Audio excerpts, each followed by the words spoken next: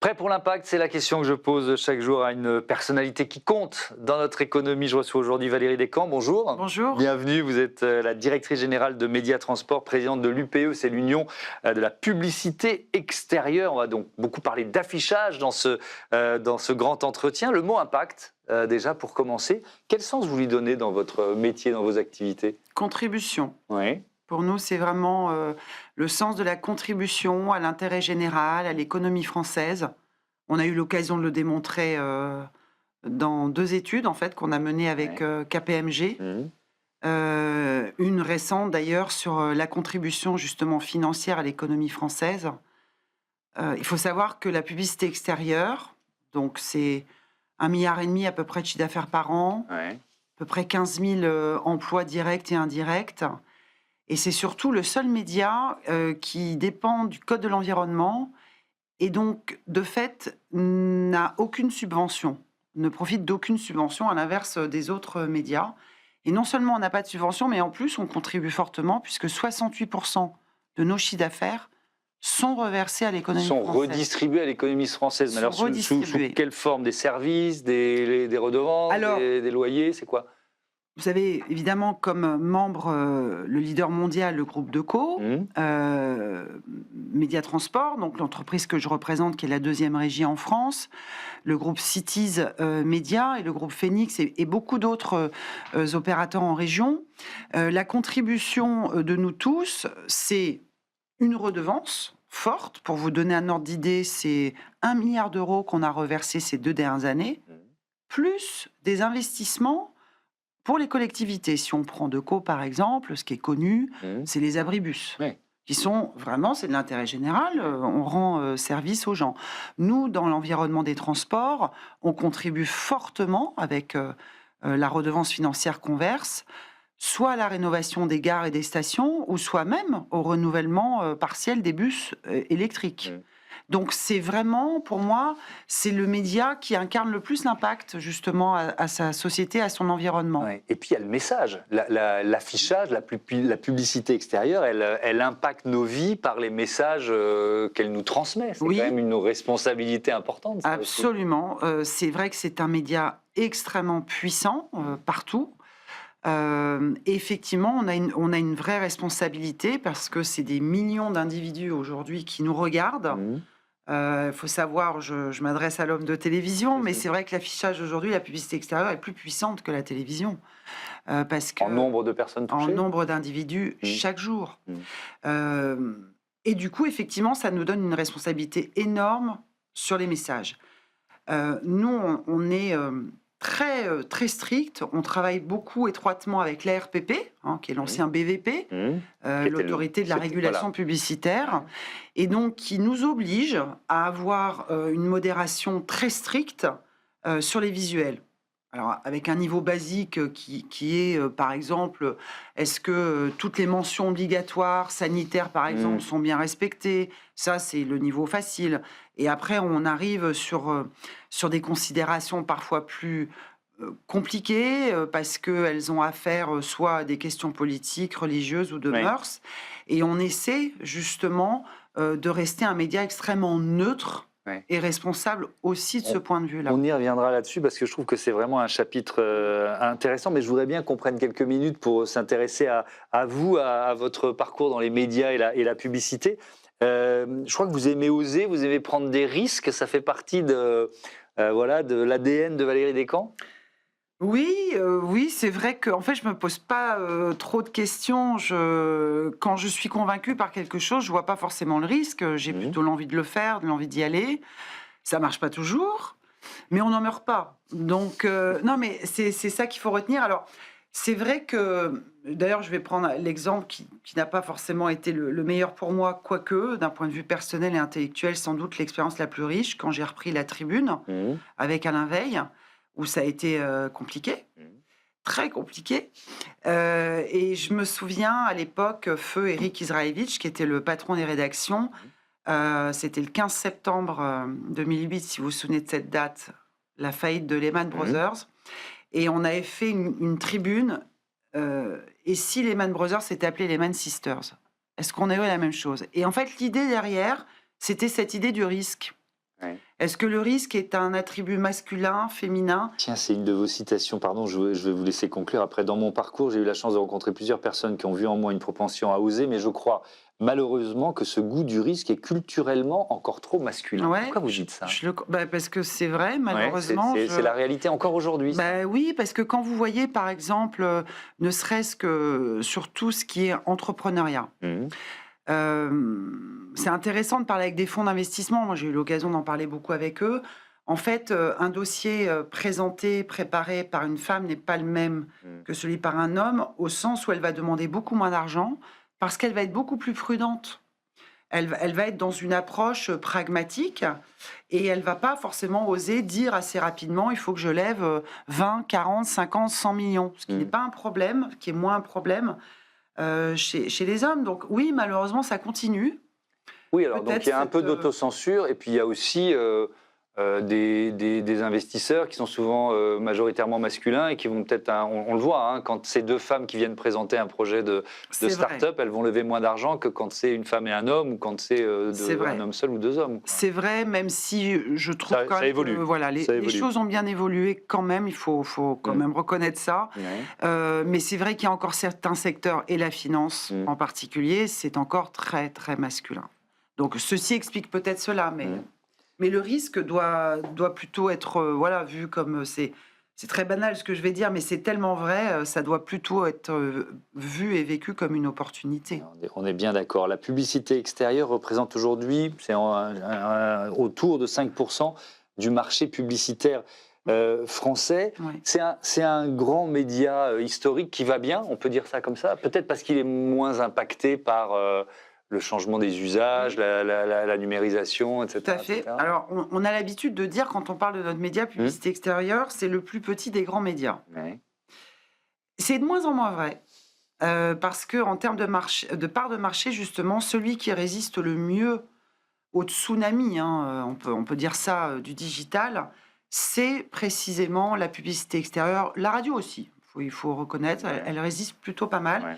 Mais la publicité extérieure, vraiment, fait preuve de véritable résilience. Pourquoi?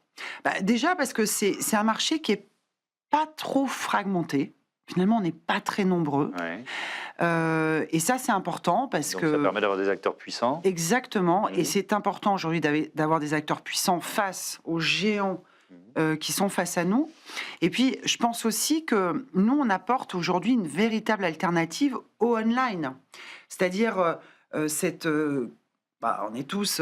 Oui. tous L'alternative aux médias digitaux, aux réseaux sociaux, Oui, etc. ouais. mais une fois qu'on n'est plus là-dessus, Ouais. on regarde son environnement, et l'environnement, c'est nous. On est dans la rue, on est dans les transports, on est dans les centres commerciaux. Et donc, on est, je pense, et je ne suis pas seule à le dire, le prochain grand mass média. On voit que la télé linéaire s'érode structurellement et c'est pas terminé. Et c'est pour ça qu'elle se réinvente par ailleurs, sur de la télé segmentée entre autres, mais pas Ouais. que. Mais bon, pour l'instant, le gros de l'audience des groupes télé, ça reste quand même la télé linéaire. Là, on voit que ça baisse de façon extrêmement rapide, c'est en train de s'accélérer. Sur le online, on touche tout le monde, c'est vrai, les jeunes, mais pas que.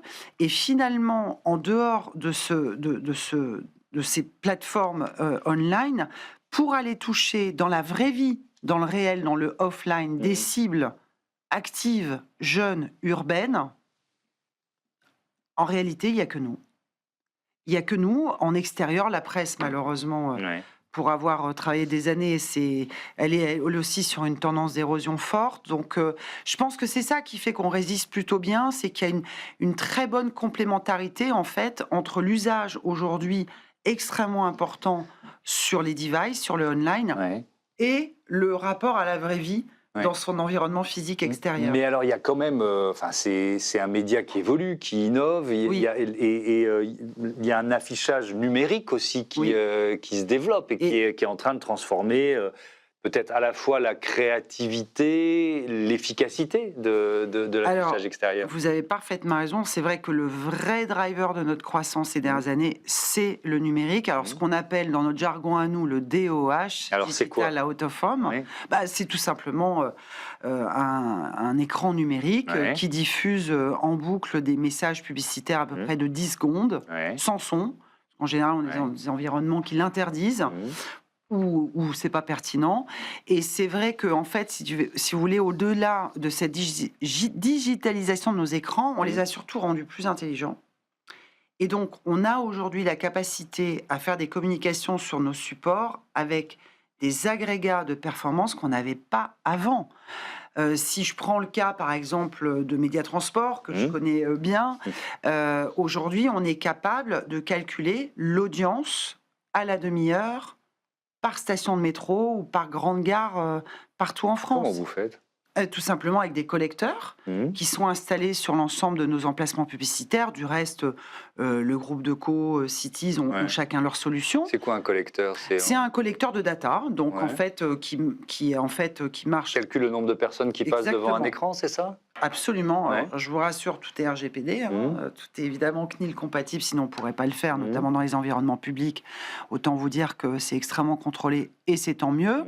Et oui, en fait, il détecte votre adresse MAC et on est capable, je ne sais pas que vous êtes Thomas Hugues, mais je sais que vous êtes entré à la station Charles de Gaulle Étoile, vous avez pris votre correspondance ligne 6 et que vous êtes sorti à la station Nation. Donc on arrive comme ça à reconstituer des parcours, des profils aussi. Et ça, c'est la vraie révolution de l'affichage. L'affichage, c'est longtemps vendu à la face. Aujourd'hui, on est capable de qualifier des cibles et des véritables réseaux. Et c'est une vraie révolution pour nous. On y reviendra dans un instant, parce que c'est la question que le DG d'Ecosem, qui était à votre place la semaine dernière, vous pose sur la personnalisation, jusqu'où on peut aller dans la personnalisation. Mais en vous entendant décrire finalement cette évolution de l'affichage, évidemment, c'est de la vidéo, donc c'est de l'électricité, c'est des données, c'est des data centers, etc. Comment vous conciliez cette révolution technologique et l'impact carbone de votre métier? Alors, c'est vrai que c'est totalement contre-intuitif. Mais la digitalisation de nos inventaires nous a permis de diminuer tous nos émissions carbone et conso électriques. Comment c'est possible, ça? Je ne comprends pas. Tout simplement parce que quand vous avez un écran numérique qui est capable justement de cibler précisément, alors le lieu on l'a nativement, c'est la force de l'affichage, c'est tout ce qu'on cherche sur le online aujourd'hui, c'est de la géolocalisation, parce que c'est à mobiliser. Nous on a ça nativement. Bon, donc en fonction du lieu de votre emplacement publicitaire, comme je viens de vous l'expliquer, en fonction des heures, on va savoir cibler. Ça nous permet de vendre plus cher. C'est quand vous avez une cible parfaitement ciblée, elle vaut plus cher qu'une cible pas ciblée. Ça, c'est basique en termes de marketing.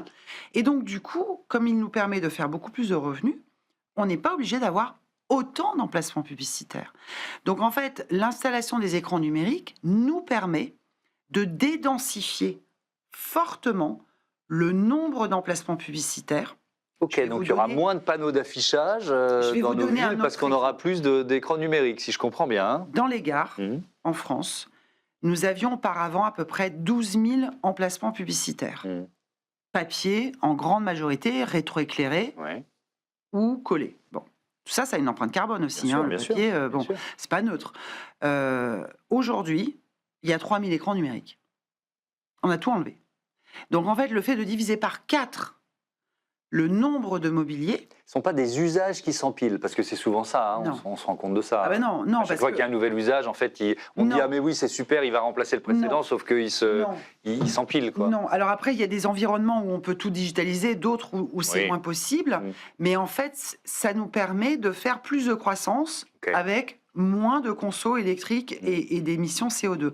Et c'est prouvé. D'ailleurs, l'UPE a été le premier média en 2022, a déposé son contrat climat et s'est engagé tout de suite à avoir des baisses de ses trajectoires carbone et électricité qu'on a déjà dépassées. On avait dit base 2019, on va réduire de 20% nos émissions carbone à horizon 2025. On est déjà à moins 25%. D'accord. Par rapport à L'année dernière en 2019, 2024 par rapport à 2019 et on a l'objectif de les réduire de 48% à horizon 2030. Et la digitalisation, la numérisation, en grande Oui. partie permet ça. Oui, parce D'accord. que encore une fois, elle Ouais, nous j'ai bien permet compris. de dédensifier. D'accord. Ce qui est aussi une demande, je vous l'ai rappelé tout à l'heure, on dépend du code de l'environnement. Donc on a aussi une responsabilité par rapport à notre emplacement dans l'environnement, dans le paysage. Et donc c'est vrai qu'aujourd'hui, nous, on préfère largement en avoir moins, mais qui soit beaucoup mieux placé et plus efficace. Bon, alors on en vient donc effectivement à cette personnalisation de la publicité. C'est la question donc, que Conor O'Ryan, qui est le DG d'Ecosem, a voulu vous poser la semaine dernière. On l'écoute. Bonjour Valérie, j'espère que votre interview s'est bien passée. J'avais une question pour vous par rapport à la publicité. Est-ce que vous voyez un futur où la publicité à l'extérieur s'adaptera à la personne qui la regarde? Et si oui, dans quel délai? Merci. Alors, on est un peu encore dans un film de science-fiction, mais pas tant que ça. Minority Report, Ben oui, c'est ça. C'est le film de Spielberg auquel on pense tout de suite. En fait, c'est possible aujourd'hui. La technologie, elle existe déjà depuis un moment. On est capable aujourd'hui d'avoir justement des collecteurs qui font du profiling en fonction de votre visage. Et je vais être capable de dire, vous êtes un homme, vous êtes entre 35 et 50 ans. C'est gentil, vous m'avez rajeuni. Je vais avoir pas mal d'informations comme ça, mais automatisées. Et donc, qui vont me permettre en plus de pouvoir vous adresser un message comme on le voit dans Minority Report, quand vous rentrez dans le magasin de chaussures et qui vous dit « Bonjour Thomas, vos chaussures sont arrivées ». Bon, c'est possible. Par contre, ça ne l'est pas d'un point de vue RGPD. Donc le règlement général de la protection des données dit on ne peut pas faire ça. Non. Alors peut-être heureusement d'ailleurs. Hein. C'est ce que j'allais dire. Peut-être qu'il faut savoir garder quand même une maîtrise pour que cette publicité ne devienne pas trop invasive. Je pense que c'est ça qu'il faut trouver en fait. Et c'est ça qui est difficile, c'est qu'il faut trouver le bon équilibre entre l'efficacité et en même temps ne pas être intrusif, ne pas être invasif par rapport aux clients. Donc la question, elle est intéressante parce qu'encore une fois, de toute façon aujourd'hui la techno, elle est déjà sans limite. On peut déjà tout faire. À la fois passionnante et, pardon de vous interrompre, mais à la fois passionnante et quand même un peu inquiétante parce que ce que vous décrivez, c'est du traçage permanent, hein, en fait. Alors dans un pays démocratique avec un règlement qui a ses contraintes mais qui existe, il y a des limites, mais dans un pays dictatorial, ça veut dire que la plupart du temps, d'ailleurs, dans les pays dictatoriaux, vous avez un contrôle permanent des individus. Alors, bien sûr que ça fait peur. Peut-être que pour certains sujets, tout ce qui concerne la protection, la sécurité des gens, c'est important.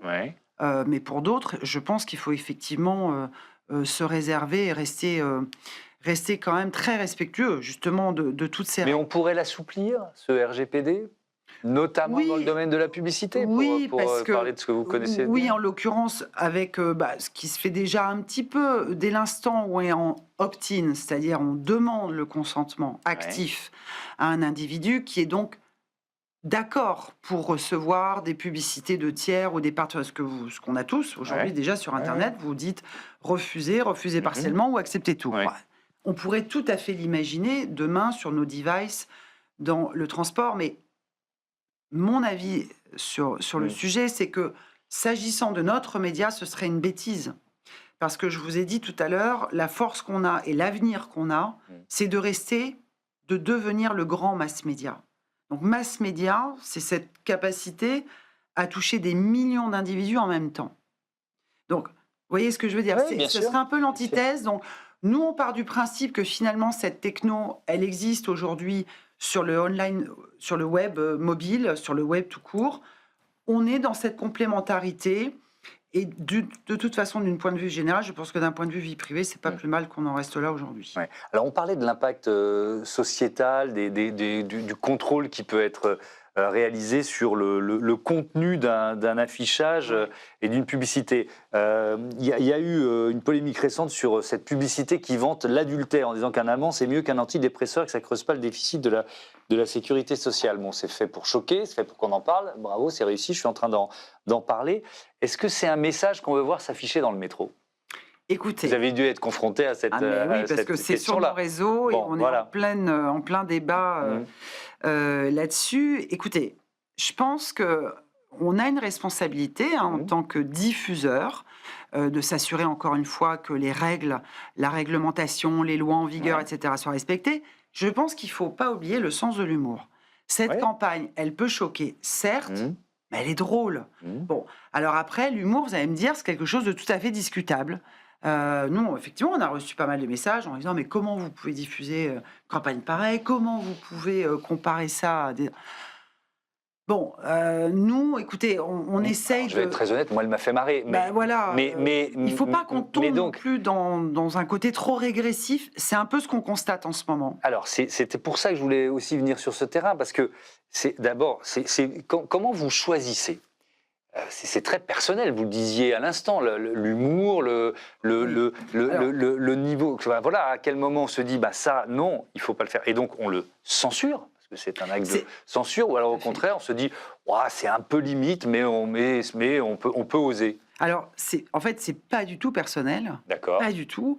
Au contraire, ça répond vraiment à des critères très précis. C'est-à-dire que nous, on part sur est-ce que les mentions obligatoires sont là ? Oui, non. Elles sont là. OK.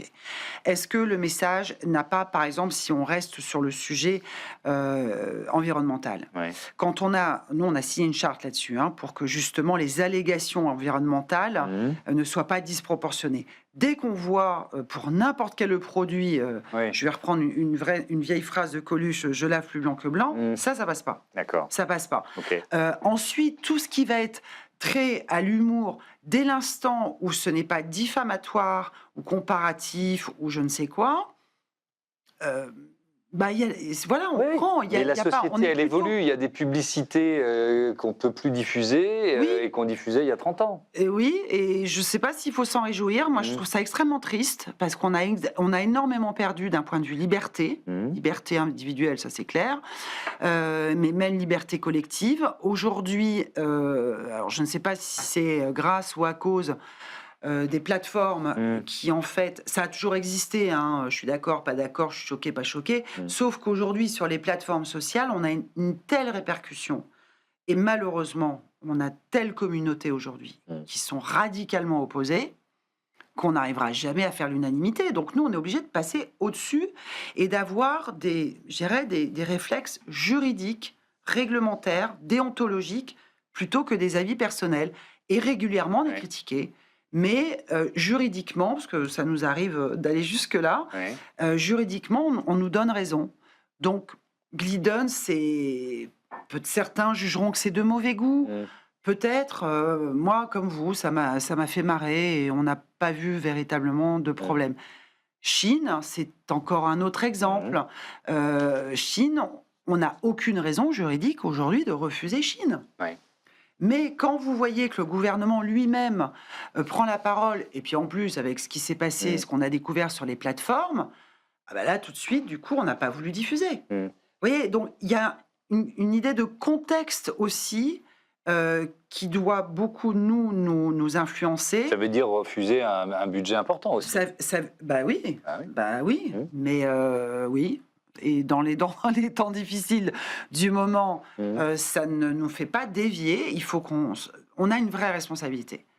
Et on ne peut pas jouer avec ça. Je voudrais qu'on parle de l'intelligence artificielle. Vous dites l'IA, c'est un outil, ce n'est pas un remplaçant. La créativité restera humaine. Vous avez commencé à en parler tout à l'heure, mais quel rôle l'IA prend, quelle place l'intelligence artificielle prend déjà dans votre métier, dans vos métiers ? Alors, dans les métiers de la communication, là je vais élargir un peu plus que la publicité extérieure, ça prend évidemment une place aujourd'hui dans tout ce qui est production des messages. Quand vous avez des agences de communication, vous avez des équipes qui sont là pour réfléchir, pour les directeurs de création, les directeurs artistiques, ceux-là, ce sont les plus grands assets des agences parce que c'est eux qui ont l'idée. Et l'idée, je ne pense pas que l'IA, demain, est prête à nous en inventer. C'est ça le truc, c'est qu'il faut inventer à chaque fois des idées. Donc cette partie-là n'est pas, à mon sens, n'est pas inquiétée. En revanche, pour réaliser l'idée, pour la mettre en scène, pour en faire un film... Si on parle de films publicitaires, par exemple, il y a des films 100% IA qui sont sortis aujourd'hui. Donc, il y a des dizaines de personnes qui n'ont pas travaillé. Quoi. Oui. Et ça, c'est une réalité, et c'est un vrai sujet. Hein. C'est un vrai sujet, là, pour le coup, une vraie inquiétude, parce que, effectivement, on a une productivité, et aujourd'hui, on le voit, enfin, c'est impressionnant, les progrès de l'IA, d'un point de vue image vidéo, c'est hallucinant. On n'arrive plus à faire la différence, déjà. Donc, là, évidemment, il va se passer quelque chose. Alors, il faut, comme toujours, il faut se réinventer et trouver quels seront les leviers et les différenciants avec l'IA. Moi, je pense effectivement qu'il faut plutôt prendre l'IA comme une alliée tout en gardant la maîtrise. C'est ça le sujet, en fait. Des technos, c'est toujours le même sujet. C'est génial, ça nous fait gagner du temps, ça peut même nous rendre plus intelligents. Mais il faut en garder la maîtrise. Et je pense que c'est le grand risque qu'on peut avoir avec l'IA. D'ailleurs, la plupart des grands patrons le disent eux-mêmes. Il faut quand même rester vigilant sur ce point. Merci beaucoup, Valérie Descamps, et à bientôt sur Be Smart for Change. On passe tout de suite à notre rubrique Startup et Innovation.